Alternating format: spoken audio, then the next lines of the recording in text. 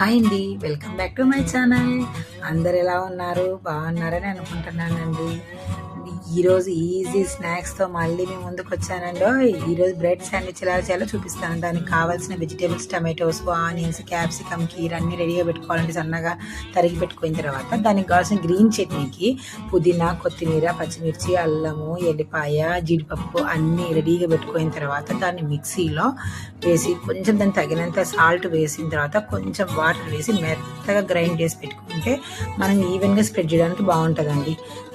చూడండి ఎట్లా గ్రీన్ మొత్తం ఎంత మెత్తగా అట్లా పట్టుకోవాలండి. దాని తర్వాత మనం బ్రెడ్ అనేది స్లైసెస్ మాదిరి పెట్టుకొని మొత్తం గ్రీన్ చట్నీ అంతా అన్ని బ్రెడ్కు మొత్తం అట్లా ఈవెన్గా స్ప్రెడ్ చేసి రెడీగా పెట్టుకోండి. మనం ఇందాక తరిగి పెట్టుకున్నాం కదండి, చూపించినాం కదా, ఆ వెజిటేబుల్స్ అలా దాని మీద మొత్తం ఈవెన్గా పెట్టుకున్న తర్వాత మళ్ళీ దాని మీద ముయ్యడానికి ఇంకో బ్రెడ్కి పైన ఈవెన్గా గ్రీన్ చట్నీ మొత్తం పూసేసి దాని మీద అట్లా మొత్తం అంతా క్లోజ్ చేసేసేయాలండి.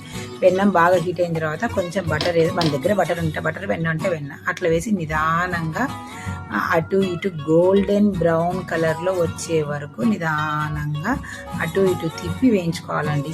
మన ఇంట్లో బ్రెడ్ మేకర్ ఉన్నా చేసుకోవచ్చు, లేదంటే మనకి నేను మాత్రం మీకు పెన్నం మీద చూపిస్తున్నానండి. కొంచెం అప్పుడప్పుడు నా ఛానల్ను సబ్స్క్రైబ్ చేసుకోండి, లైక్ చేయండి, కామెంట్ ఇస్తుండండి.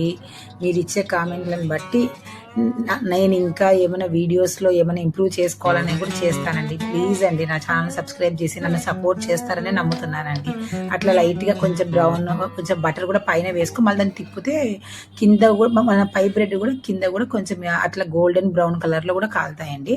చూడండి, మనకు కావాల్సిన బ్రెడ్ శాండ్విచ్ రెడీ అయ్యిందండి. ప్లీజ్ సబ్స్క్రైబ్ చేసుకోండి.